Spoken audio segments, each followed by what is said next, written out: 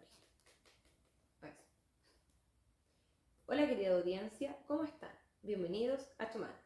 Primero, ¿qué es Chumangas? Se preguntarán ustedes. Su origen está en el campo, cuando las estancias dominaban los gringos y, al no manejar bien el idioma, al despedir a un connacional le decían "You man go", lo cual castellanizado suena como Chumango. Actualmente se utiliza para los aforinos que se enamoraron de Magallanes y se quedaron, como el caso mío y la invitada del día de hoy. En el capítulo de hoy vamos a conversar sobre la falta de médicos especialistas en Magallanes y el título es "Cuando la salud viaja en avión". Para comentarles, en la región de Magallanes muchas atenciones de salud especializada no se resuelven en el territorio. Esto significa que los pacientes deben viajar más de 3.000 kilómetros hasta Santiago para acceder a una consulta, una cirugía o un tratamiento. Y no hablamos solo de logística, hablamos de impacto en la vida cotidiana, la salud mental y el tejido comunitario. Para esto nos acompaña Constanza Duque, terapeuta ocupacional y estudiante magíster en psicología, con experiencia en intervención comunitaria en la región. Constanza, bienvenida. Muchas gracias, querida Javi. Me alegra mucho poder conversar de este tema porque es parte de nuestra vida diaria en Magallanes y como veremos está lleno de implicancias que cruzan lo territorial, lo político y también lo psicosocial. Para entender un poco sobre la magnitud y distribución del problema, pongamos números sobre la mesa. Me parece, Javi. Mira, en Chile, según datos de la Superintendencia de Salud, en el año 2022 había más de 61.000 médicos, de los cuales 37.000 cuentan con especialidad o subespecialidad. Pero esta distribución está bastante desigual, ¿ya? Porque según estos datos, la región metropolitana, Valparaíso y Biobío concentran casi el 70% de los especialistas del país. Y para situarlo también al sistema público, de los 15.698 especialistas que atendían a junio del 2023, el 43% se encontraba en Santiago, ¿ya? ¿Qué pasa? En regiones extremas como Tarapacá, Aysén y Magallanes son quienes tenemos los mayores déficits, ¿ya? Y en nuestro caso hay una ausencia total en más de 19 especialidades que son críticas.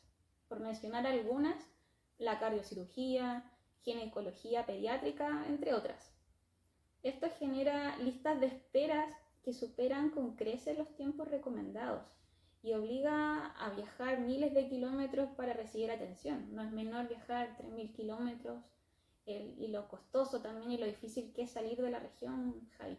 Entiendo, y ese viaje no solo es un dato técnico, es tiempo, dinero, desgaste emocional, sobre todo familiar.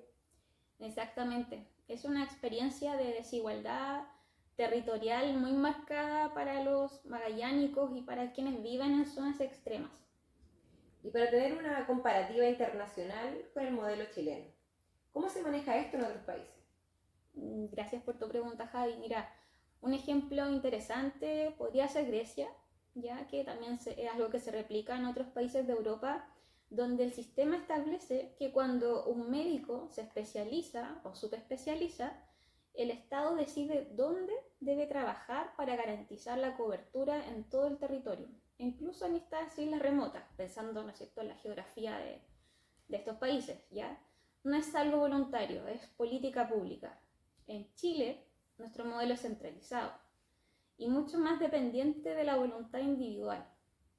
Esto deja a las zonas extremas en dependencia estructural y también va perpetuando la desigualdad.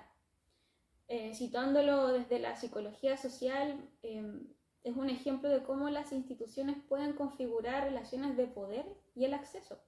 La centralización crea centros de quienes acceden, ¿no es cierto?, a salud y quienes están en las periferias como nosotros, no solo geográficas, sino también son simbólicas. Y según tu punto de vista, como esto pasando por tanto tiempo, ¿termina normalizándose en una sociedad, en esta sociedad? Mira, lamentablemente sí, podríamos decir que sí, ¿ya? Una forma para reducir la incomodidad de vivir con un derecho vulnerado, ¿ya? La comunidad puede llegar a justificarlo como normal o algo inestable, ¿ya? Y tiene que ver un poco desde la disonancia cognitiva de Festinger, ¿sí? En donde hablamos de cómo también las sociedades se empiezan a acostumbrar un poco con este malestar, y pensando que la salud es un derecho, siendo vulnerado, se empiezan a normalizar estas conductas, ¿no es cierto? Y que el acceso va a ser así difícil. Esto como combinado con una influencia normativa, si la mayoría acepta que así funciona, es difícil romper ese consenso, ¿ya? Además, también hay un prestigio en los hospitales, ¿no es cierto?, clínicas o centros en el norte o en Santiago principalmente, lo que también refuerza la idea de que lo mejor está allá, ¿sí? Lo que genera también una obediencia y también una aceptación de las derivaciones, aunque esto implique en grandes costos personales para la población. Aquí vemos cómo las actitudes colectivas también se resignan, y terminan un poco alimentando este círculo vicioso donde la falta de presión social permite que el problema se mantenga, y por supuesto también es una cosa de política pública y nuestras autoridades que también lo mantienen de esa manera. Existen programas, ¿cierto? ¿Y acá existe algún programa para traer médicos a regiones? Sí, Javi, mira, existen programas. Hay uno que está destinado a la formación, EDF, ¿ya? Uh-huh. Antes se llamaba Médico General de Zona. Consiste en que médicos recién egresados trabajen 3 años en zonas de difícil acceso y luego puedan especializarse con financiamiento estatal. Después cumplen un periodo asistencial obligatorio. ¿Ese tiempo está establecido por una ley o alguien que lo regule?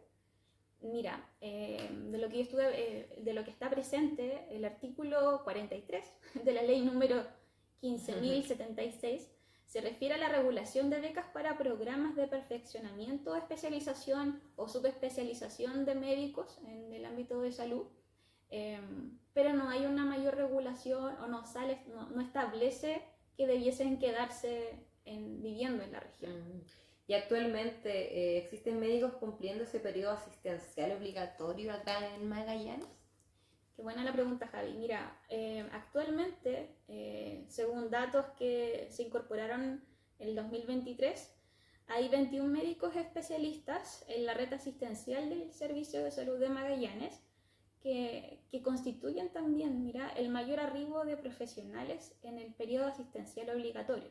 ¿Ya? Esto se abrevia como la famosa PAO, de los últimos 5 años. Ha ido un aumento también, pero estamos hablando de un aumento de 21 médicos, ¿ya? Especialistas. Entonces, posterior a ese periodo, ¿un médico especialista puede irse de la región? ¿En ese sentido depende del médico o es algo individual, básicamente? A criterio. Así es, Javi. Como te decía, existe esta ley que da esta especialidad, ¿no es cierto?, a este perfeccionamiento a los médicos especialistas, y que ellos deben cumplir cierto periodo de 2 a 3 años de la posterior, ¿no es cierto?, a que terminan esta especialidad. Posterior a eso ellos pueden irse de la región, cambiarse, moverse, no está establecido, ¿sí? Y en ese caso también hablamos de un efecto también de disponibilidad, en donde quienes toman las decisiones de este tipo de cosas son desde el centro, ¿no? No viven la carencia de estos servicios, ¿ya? Por lo que también tienden a subestimarla. Quiero pensar también que, bueno, y desde el poder de la situación, incluso médicos que son o pueden ser bien intencionados, ¿cierto?, se adaptan a las reglas centralistas, esto va perpetuando la brecha. Ahora, por ejemplo, desde las implicancias psicosociales, vayámonos ahí. Hablemos del impacto humano. En ese sentido, yo creo que a todos nos ha pasado que algún familiar, algún conocido pueden estar en una situación de salud compleja, ¿cierto? ¿Qué ocurre con la comunidad? Mira, igual es complejo. Yo creo que lo podemos analizar de distintas aristas. Bueno, viéndolo desde lo individual, que genera, ¿no es cierto? Genera estrés, ansiedad. También hay diagnósticos tardíos en esta espera, tratamientos que pueden ser interrumpidos o se han visto interrumpidos, endeudamiento para costear los viajes y estadías. También hay pérdida de ingresos por ausentarse del trabajo, ¿ya? Es súper complejo todo lo que esto moviliza, incluso en algunos casos donde son tratamientos complejos, ¿no es cierto?, un posoperatorio, En esta espera, pensando también en las listas de espera, genera también un desarraigo temporal, ¿ya? Donde hay familias que están separadas mientras un miembro se atiende afuera, o quienes pueden acompañarlo también. O sea, las redes de apoyo también juegan un papel crucial y cómo moviliza a una comunidad, a una familia de manera individual, pero moviliza todo un entorno. Claro, es costoso a nivel laboral, pierdes dinero. No sé, viajar a Santiago siempre es costoso y pedir permiso en el trabajo se sabe que siempre ha sido complejo, sobre todo en nuestra comunidad. ¿Cómo sería esto quizá a nivel comunitario? Mira, desde la comunidad se percibe, ¿no es cierto?, una desconfianza hacia las instituciones.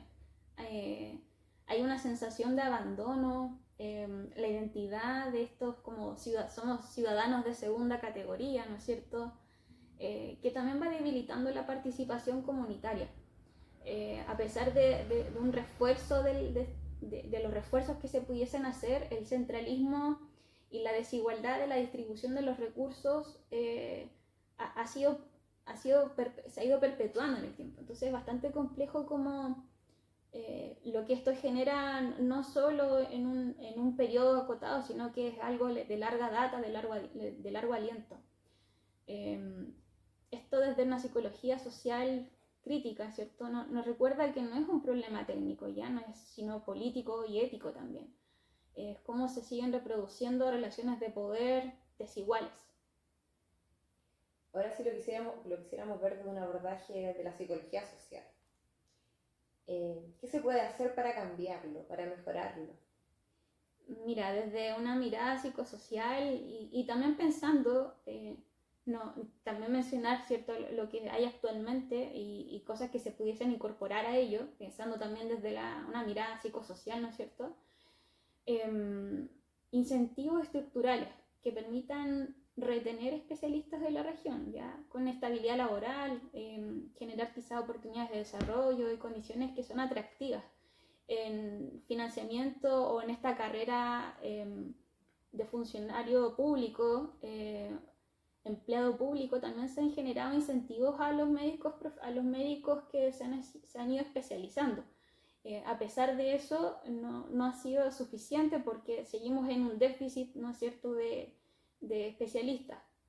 Hay otros elementos que se han hecho también, como la telemedicina como un complemento, no como un reemplazo de la atención presencial, ¿ya?, sino como un poco a paliar o generar ciertas atenciones pensando también que Magallanes, claro, Punta Arenas es una ciudad, la capital, ¿no es cierto?, de nuestra región, pero también tenemos zonas más aisladas, pensando, no sé, en Puerto Williams, en Río Verde, es complejo, en Villa Tehuelche, hay espacios donde se necesita, ¿no es cierto?, y la telemedicina ha funcionado como un complemento, ¿ya?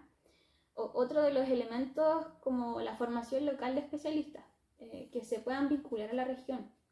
Nosotros acá tenemos la Universidad de Magallanes que cuenta con la carrera de medicina, entonces igual sería interesante, creo que necesario también generar esos espacios de especialización con tecnología y infraestructura que permita también un poco potenciar, ¿no es cierto?, el desarrollo de la región en términos de medicina.